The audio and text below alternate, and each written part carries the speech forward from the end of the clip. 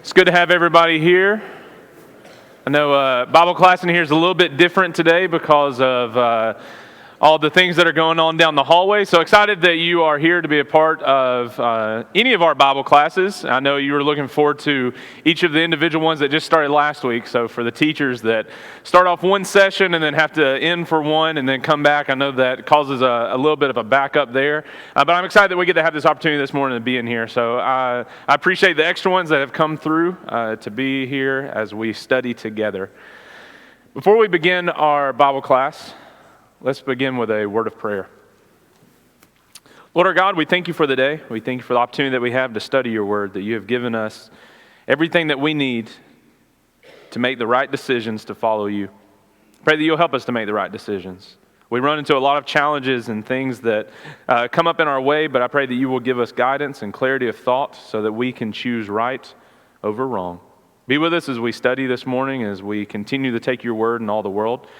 Be with us as we begin our VBS tonight, that we will take this opportunity to bring people here that normally wouldn't be here, but we'll give them opportunity to not just to be in the building, but to be around Christians and to be able to learn stories from your word.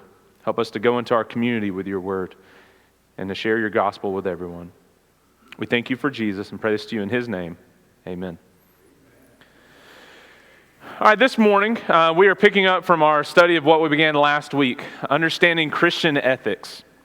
I know there's a lot that goes into this topic. If you have studied any kind of ethics at all, it's a big topic.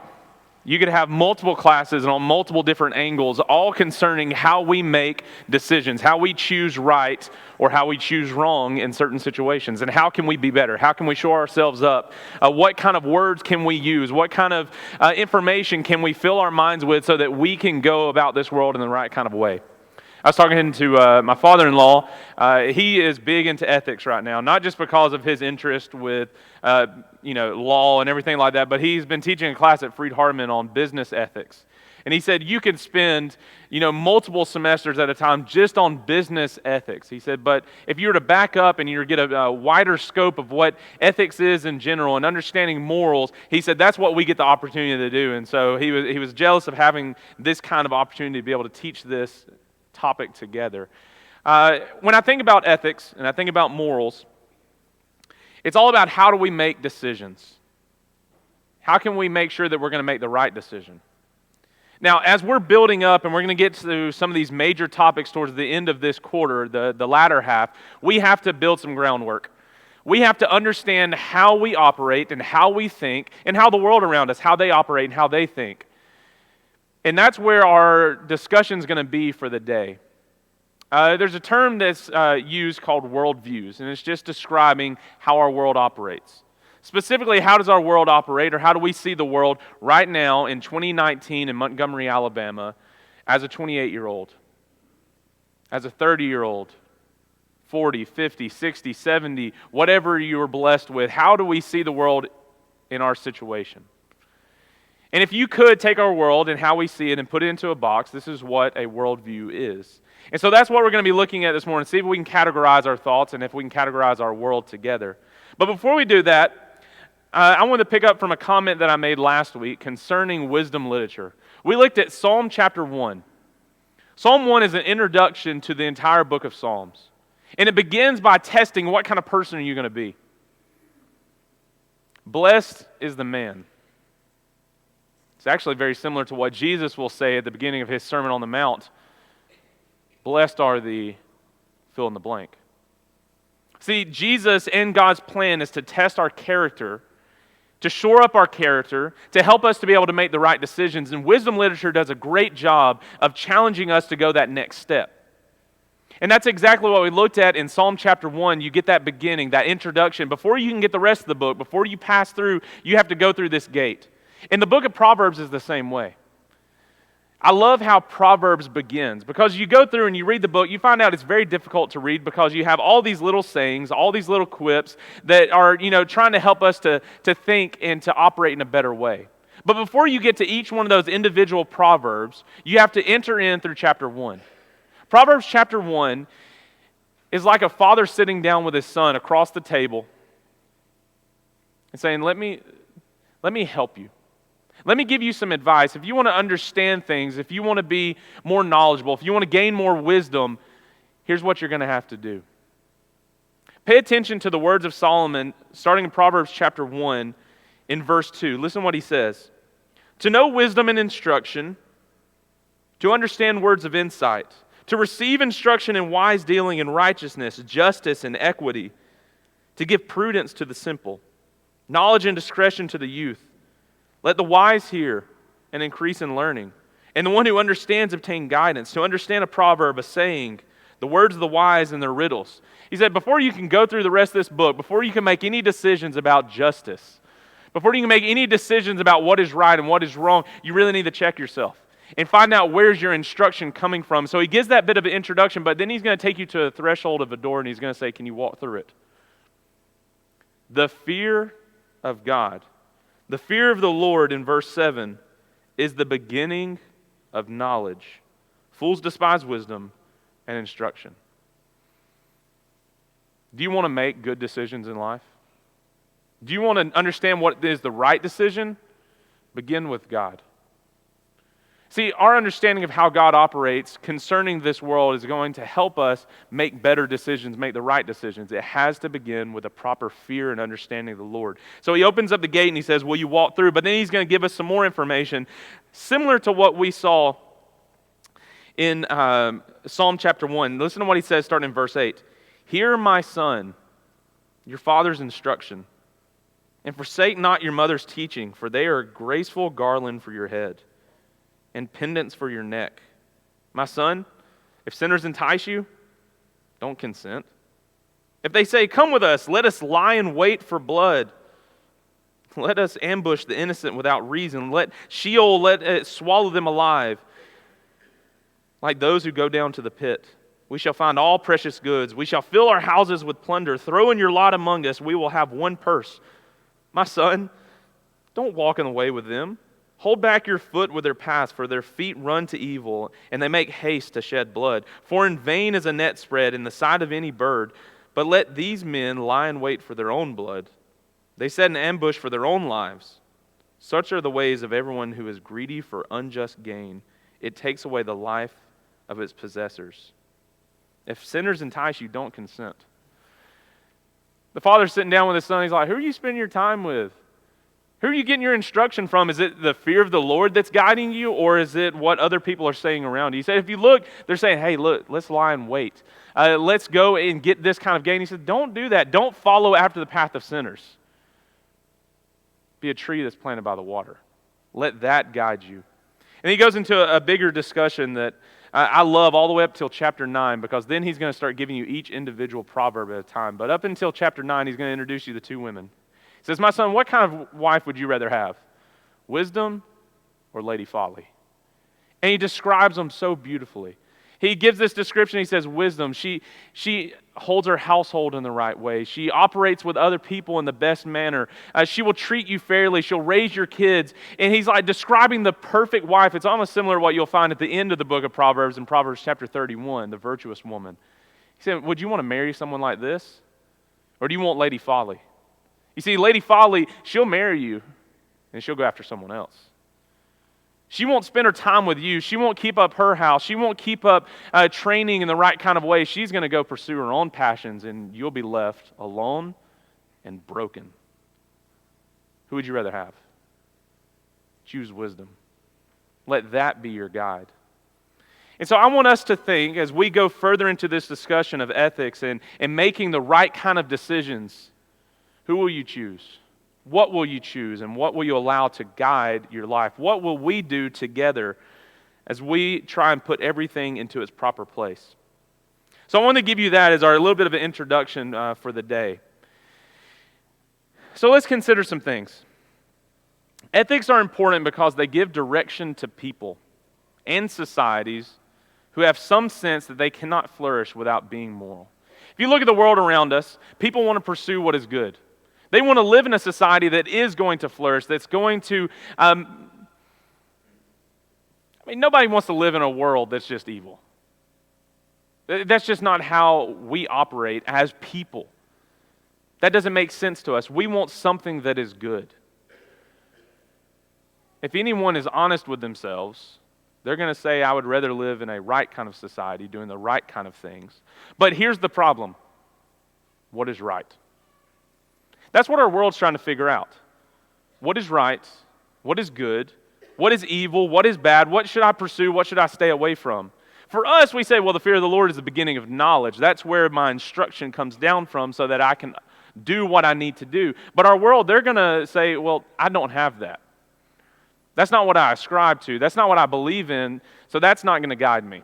That's not going to make my decision. So how can I find what is good? How can I determine what is evil? So if we can try and figure out how they think outside of the Bible, maybe we can take them where they are and lead them a little bit closer to what truth really is in this world. So as we deal with ethics, that's what we're dealing with, helping people and guiding them to be moral.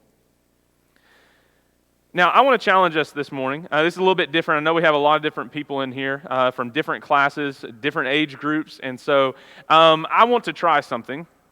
This is something that I've done with our college ministry and with our youth when I teach in a class.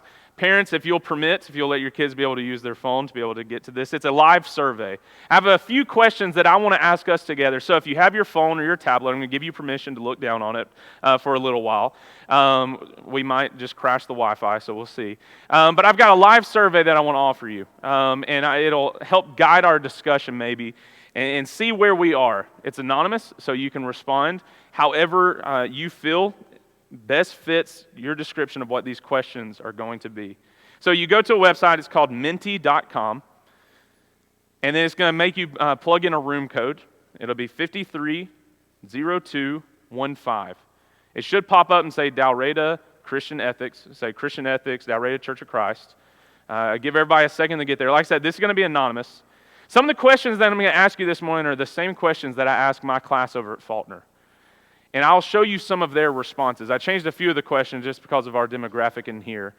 But I had 48 students there that asked these same questions to, and I thought it was insightful if we could maybe compare, not knowing how we'll respond, having a good guess maybe on some of these things. But I want to show you what they said during their time. But if you have that website pulled up, it's going to be, I'll click through and it'll let you work on these different options.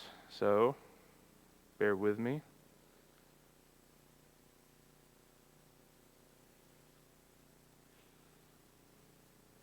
All right. Come on over. All right. So if you have the opportunity, I want you to answer these questions. It is anonymous.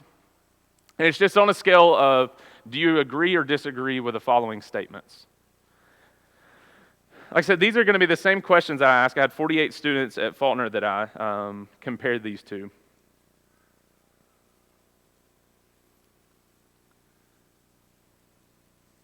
And it's going to give us the average out of 10 on each one of them.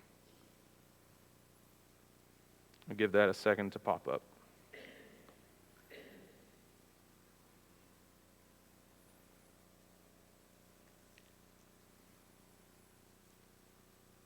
All right, so some of our responses are coming through, and I just want us to think just for a little bit before we go to the next one. What are some observations? What do you see?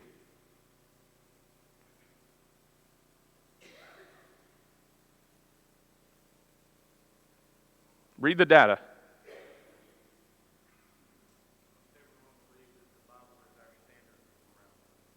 The only standard for morality. Okay?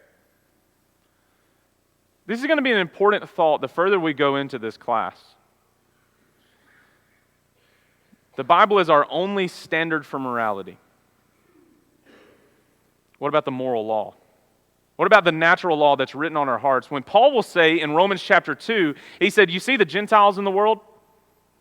When they do what the law says, although they do not have the law, they are a law unto themselves. When we deal with morals, there's going to be one component of it that is, what did God say? What are His commandments? There's another part of, did He create us in a certain way to make the right decisions? Not can we get to every single truth, but can we derive to certain truths, maybe even if the Bible was not present in the moment.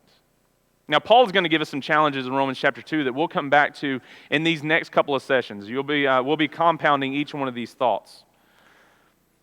But is the Bible the only standard for morality, or can people make good decisions without the Bible? Can they come to a knowledge of the truth about what is good and what is evil if they haven't cracked open a Bible before? How is it that across cultures, across times, that people have said murder is wrong, stealing is vile, adultery, cannibalism? Why is it that different cultures at different times say that those things are immoral or wrong or evil or bad? Where did they get that from? Had they read the Bible before? Were they influenced at some point by Christianity? What about beforehand, before Christianity was established? Was it just by their close proximity to the Jews? Why are there certain common things between cultures?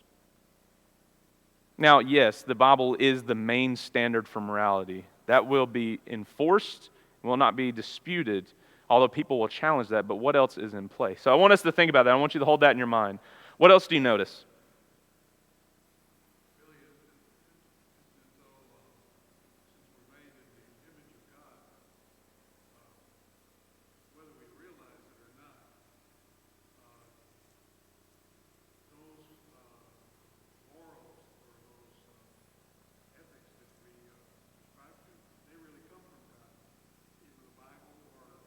Sure.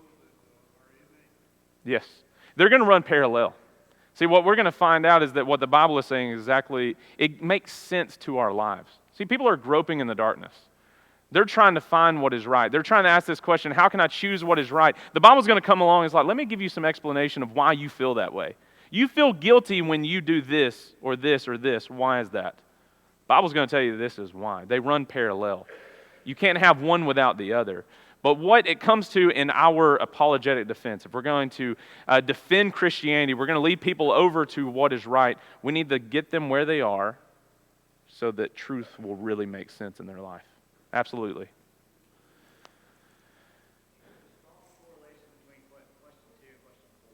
Okay. People have their own interpretation of the Bible. That scored a little bit higher than I thought it would. But I think it plays into, am I willing to change my mind and action? You notice it's not a 10.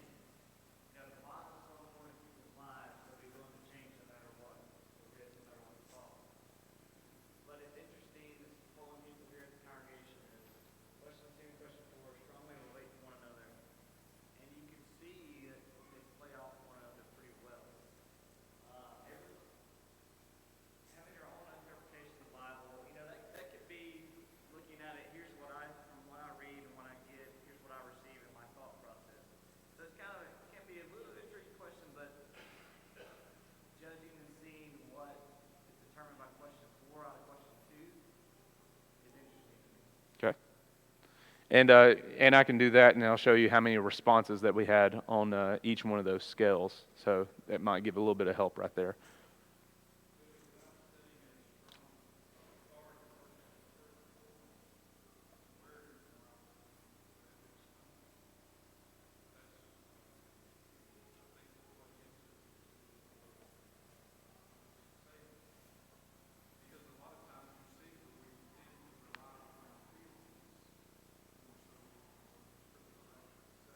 Mm-hmm.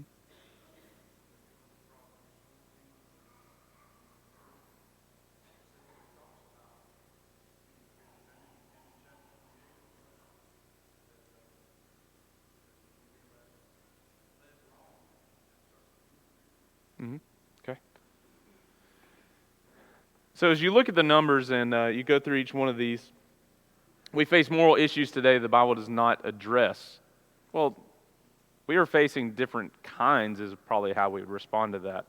But we would also say, well, there are certain principles in the Scriptures that are going to be able to relate to anything that we may face today. Although the New Testament itself, 2,000 years ago, there's a span that much. You go from the Old Testament, how much more time has passed beyond that. It may not address things specifically, but there are principles there that we can derive to where we are today. So these thinking, all right, when I was asking this, kind of expecting where this would go, my class responded very different. I have a pool of 48 people, pulled from a lot of different areas of the world. They responded a lot different, and I can show you that in just a second. But I wanted to ask this. But now, allow me to go a little bit deeper. Have these things in your mind, And allow me to give you some more questions to consider. Do you agree or disagree with the following statements? And I'll let you respond to these.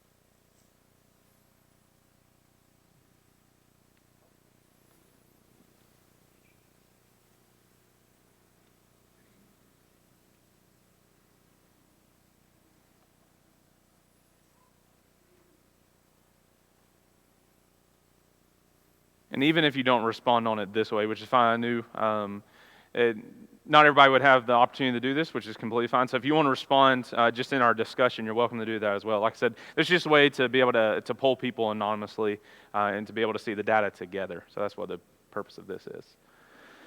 So not sure how many people responded on the other one, so we'll just start working what we've got here. All right, what are some observations that you find here? Yeah, go ahead.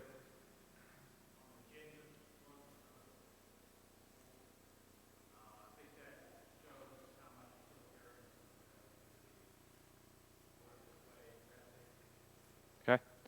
And that's going to be part of where this discussion will be going. I appreciate you being here today. Is that we're trying to nail down how people think. We're going to have to put that into a system. You think of utilitarianism, which is the prominent philosophy of today. That how do people make moral decisions? Well, they're going to say it's based off of utility. What best helps where we're going as a society? What will promote good for us together? A social contract theory will be part of that, will come from it.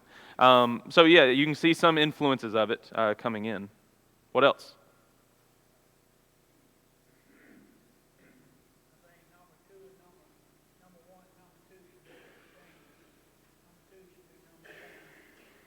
Okay, why?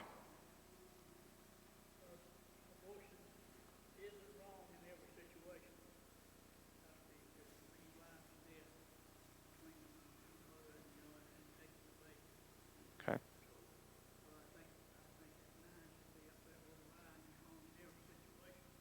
Okay. Okay. And these are showing the averages of a scale of 1 to 10, how people are responding. Strongly agree, strongly disagree. That's showing the average of what people say there. Okay? What else?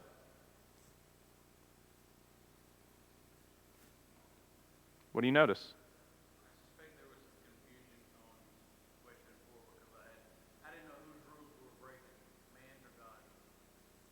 Okay.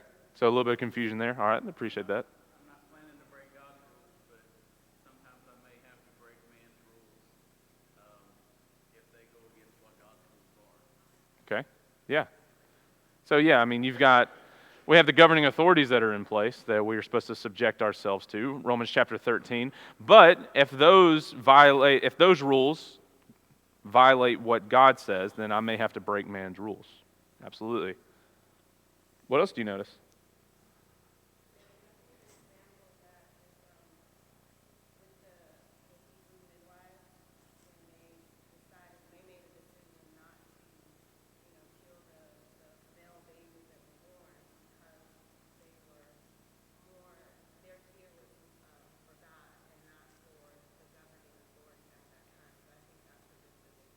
Yeah, that's very good. Absolutely. You found many examples like that, but that's a great one. I was thinking that Wednesday when Matt was speaking. That was one of them that he had talked about. So as we think about this, of some of these topics we're going to get into, not knowing how you'll respond or how you respond on each one of these, but we can look at some of it. So majority are going to say that lying is wrong in every situation, but we do have people that are coming in saying, well, maybe it's not. Majority, once again, are saying abortion is wrong in every situation, but What about health complications? What are you going to do in a moment like that? That's what's going to end up presenting an ethical dilemma. And we'll get into this a little bit more as we go on. That one might have had some confusion there, and I'll take that. We'll deal with it. And then God allows exceptions to His rules. Majority are going to say, well, no, He doesn't, but would there ever be a time where we'd have to break something for the greater good? So I wanted to show that. I know it's a little bit different, and I appreciate you guys entertaining that for a moment, but I want to show you just for a second. And like I said, I altered the questions a little bit for our context here, but I wanted to show you how my class responded, just so you know that we may be in agreement on a lot of things, but our world is not. When I think about my class that I taught, you're looking at 18 to, 23-year-olds on average? Christian ethics at Faulkner University. I asked them these same set of questions. And we dialogued on it. Many of them come from, we've had in class, I've had atheists, I've had Muslims, I've had people, nominally say that they're Christians, but then practices don't align. One of the questions that I just found so intriguing to me was that last one. If the Bible conflicts with my practices, I'm willing to change my mind and actions. And comparing that to how they responded on the first one, the Bible is the official standard for morality. Many of them saying, although the Bible may say that, I'm not really willing to change what I'm doing. How telling is that of our society? How scary is that when we think about people reading the scriptures and saying, I know what truth is. I know what the Bible says. I'm just not willing to do it. Mm-hmm.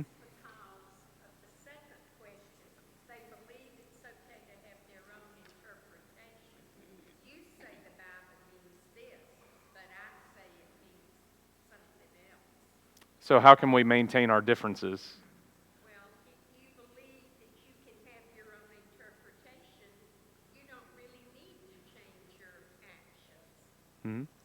Yeah. I think it goes back to Deuteronomy chapter 6, is how seriously you're taking your children and teaching them God's word. A lot of these kids are teaching. Majority, I would say, just looking at, talking to their businesses, may not be from the church. If they are, it's very loose.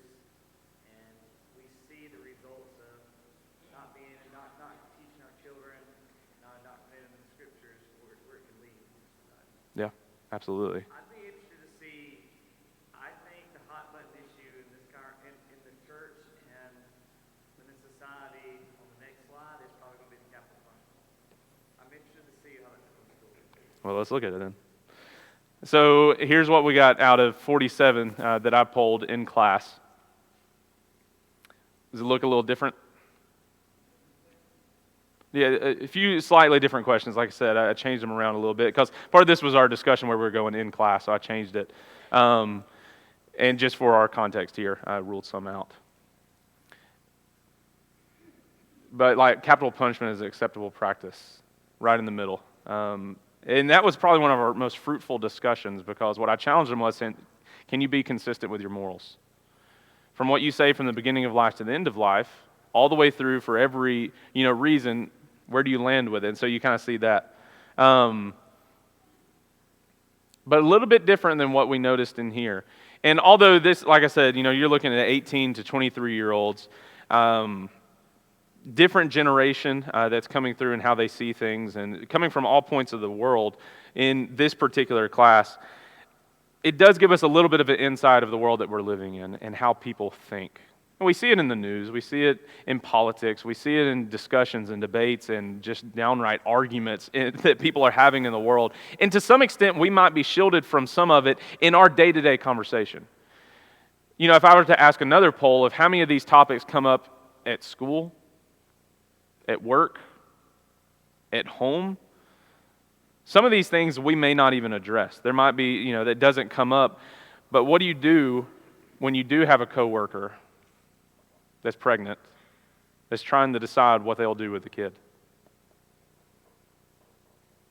How do you address their rationale of,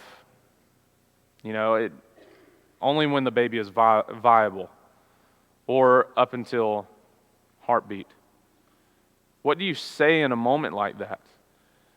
Are you going to throw the book at them and they're going to, and they'll respond, well, you're just preaching at me. How do you teach? How do you guide them to a knowledge of the truth based on how they see the world and how they see everything around them? How can we help structure everything and put it into balance? That's the big challenge. That's what our world is trying to figure out, and that's the task that we have in our hands. Can we take the Word of God and guide people to make the right decision? Can we make sense to the chaos that's in their world, where they're feeling this pull, they're feeling a guilt, they're feeling a shame, they know what they should do or what they should not do, they just are not willing to change. It goes back, and the prominent one that stuck out to me is, although the Bible may say it, I'm not willing to change. It's frightening, and that's, if we were to ask a little bit more about the world around us, we live in a very religious society, in a very religious city. Many of them are going to believe in Scripture, but then they'll come back and they'll say, well, it depends on the interpretation of it. Well, did God really say that? Well, the Bible is outdated. That was something that God said 2,000 years ago in Corinth, and that doesn't pertain to me. We live in a different society with new rules, new standards. Those things they're not on the same scale. That gets thrown out. This is the challenge that we're faced with. So I wanted to pose those things to us just as we begin this discussion, a little bit more of understanding our world. Just wanted to throw those topics at you, just so you can see them, just so you can be thinking about them. But let's shift gears a little bit. And I want to talk just for a second, maybe to put in a different perspective as we talk about ethics and morals. Just want to get technical for a moment, just so we can use the right terminology as we describe things. Our world people see our world with different lenses. Okay, that's the best way to describe what a worldview really is this, like putting on a pair of glasses. And each person has their own set of goggles, their own set of glasses. They see the world in different ways. Philosophy, broadly, is going to ask three different questions. Now, I'm going to give you the technical term, and then we'll think about it in a simple way. The first thing they're going to ask is what we call metaphysics. It's just what is. What is the world around us? What is the universe? We've got scientists that are delving into bits of science that we didn't even know existed. You get into the world of quantum mechanics, something that was not even on the textbooks, in a very short time ago, and now they're looking at it and they're thinking, wow, the world is a lot more complex than I even thought. They're seeing things that are starting to get them closer to what I believe is an understanding of biblical truth. There's a little bit more to the world than what they think. So people are asking, what is the world? Why do we live in the world that we have now? How does it look? Why does it look like it does? But then it's going to ask us another question concerning how do we get knowledge? How do we know anything? Well, we'll say, we know things because the Bible tells us. What about things that the Bible is silent about? Our world's going to go into a discovery and they're going to think, how can we come to any knowledge of the truth? And that's going to lead to the next question of, what is truth? We talk about an axiological argument for the existence of God. And what's going to happen is, and we're going to spend a lot of time on this in a coming up class, is thinking about,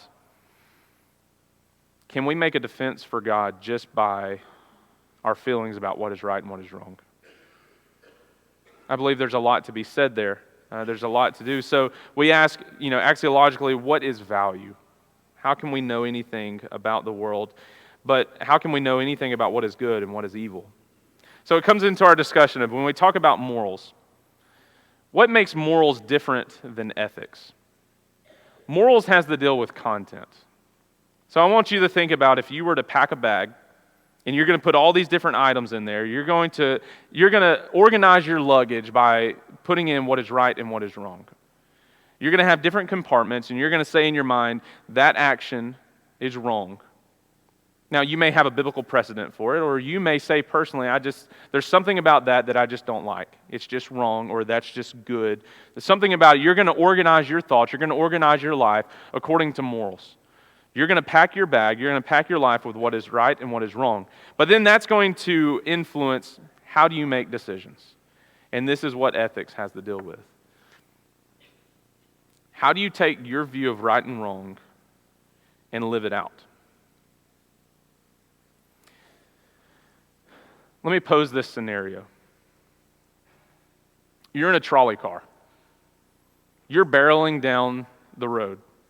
You're barreling down the tracks. And in front of you, on the tracks, are 5 people laid out. You're about to hit them, and you know for a fact all 5 of them will be killed. There's no escape. Your brakes aren't working. You can't stop. There's 5 people laying on the tracks in front of you. They will die. There is no escape. But as you're barreling down the tracks, you realize that there is an escape. There is one thing that you can do, that there's another track that's coming up. And you can turn the wheel, and you can go across this side track, but laid across the side track is one individual. One single person, but you know for a matter of fact that that one individual will die. Which option would you choose? Will you choose, as you're going down the tracks, to hit the 5 people or the one person? Let me ask it this way. How many people would choose option 1, that you would not turn the wheel? How many people would choose option number 2 and you would turn the wheel and take out the one individual? This is a class. Doug made a comment that he would jump off.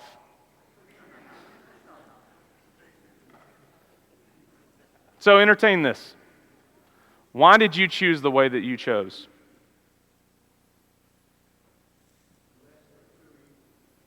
Why is it the lesser of 2 evils?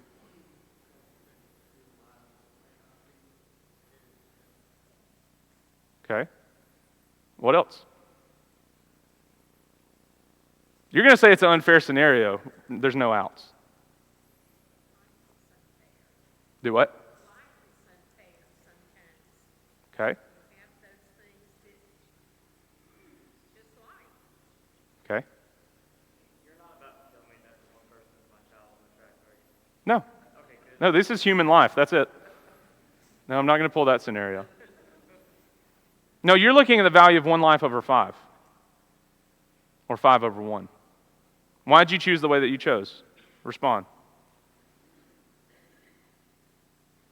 Yeah, go ahead.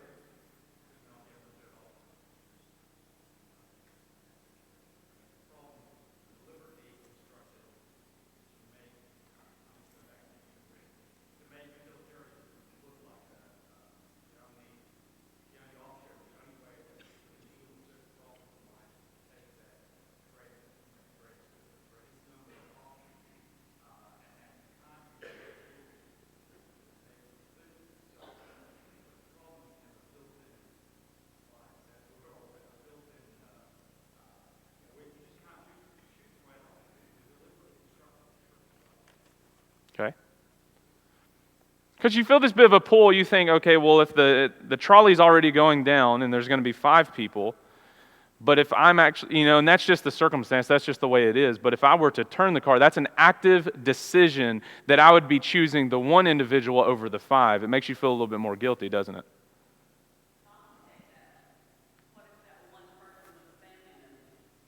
Okay. Sure, I mean, you could compound it all you want to, but that would make it more personal. But if we're just thinking about it in general terms, what else? What are the kind of emotions? What are the kind of feelings? What makes you want to respond to that in a certain way?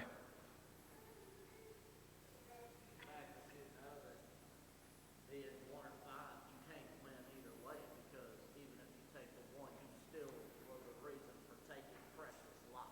I mean, that's all there is to it. So you wouldn't feel technically less guilty killing 1 and killing 5. Okay.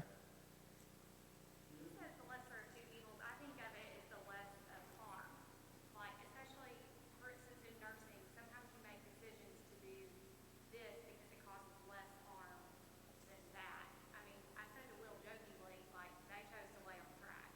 Like, I mean, you can, like you said, you can compound it all you want, but sometimes as people we have to make decisions, and I don't see it as lesser of 2 evils. It's making a conscious decision to cause Okay? And you added a layer there. The motivation of the individuals there. We didn't say that they were tied down to the tracks by, someone, or we're saying, well, maybe, what if that was their motivation to lay there? Then you make a decision based off their motivation.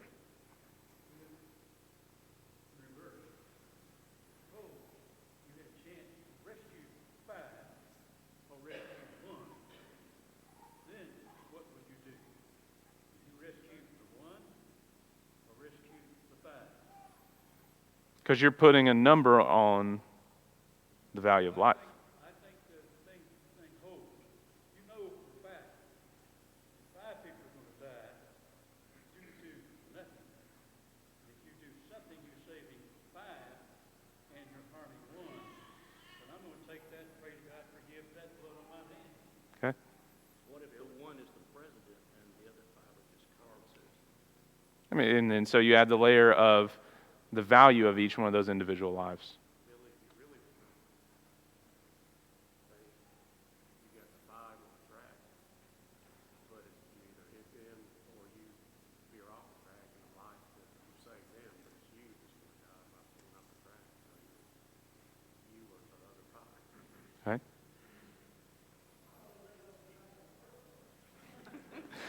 You got people that are going to nitpick the scenario, right? You got to get the motivation there.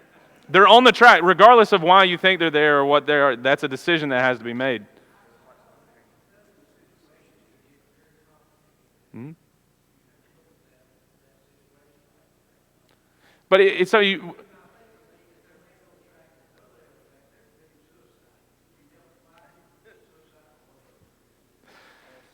But you get into. Sorry. Okay, so as the individual that's going to guide the train, Charlie's going. It's not on us. But here's where it comes to reality. You're in the medical field. Nurses are presented, doctors are presented with some of the greatest challenges. They're going to have to choose one way or the other. Now, for us, we'll say that's why I'm not in the medical field. I don't want to be given that kind of choice. But what if you are on what we may consider to be just day-to-day options that we're going to start weighing out 5 to 1 of if we're going to do something or not? This is the thrust, and this is the feel and the pull of what an ethical dilemma really is. What will happen when you're presented with an option? What will you choose?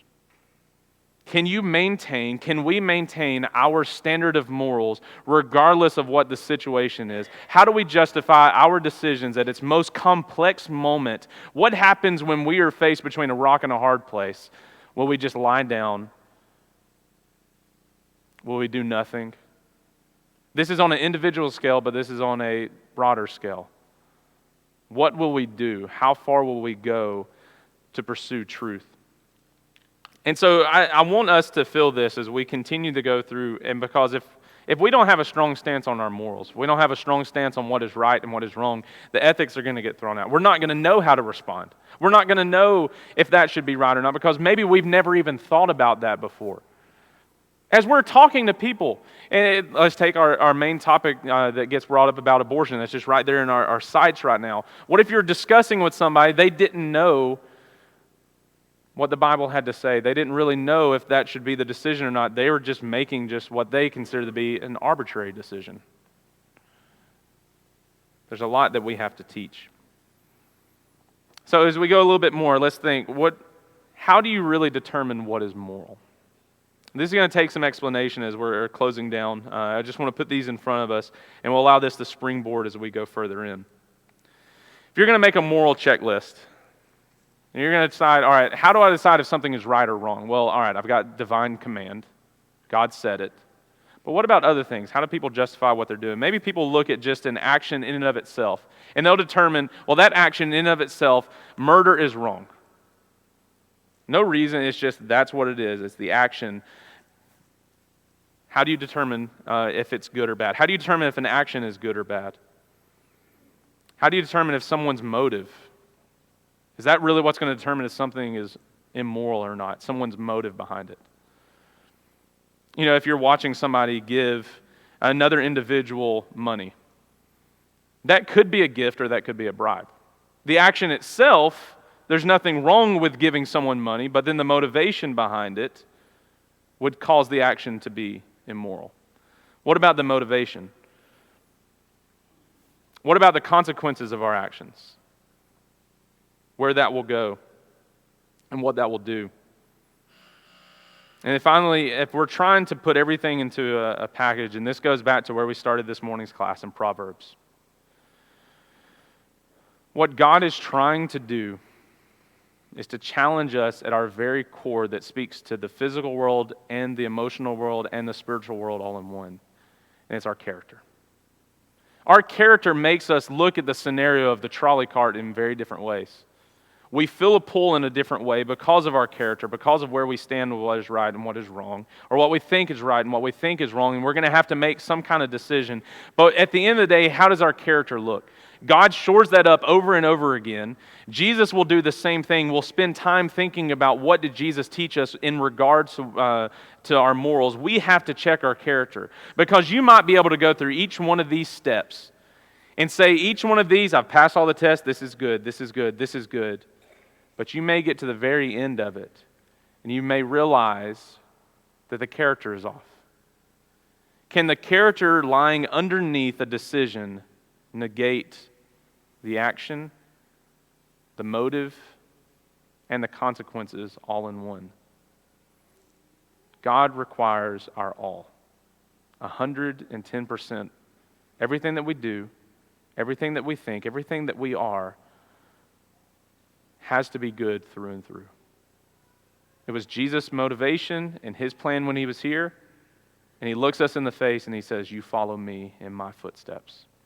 So this is our challenge. This is what we'll be looking at, and we'll go further in next week. Appreciate you guys. Thank you for our discussion.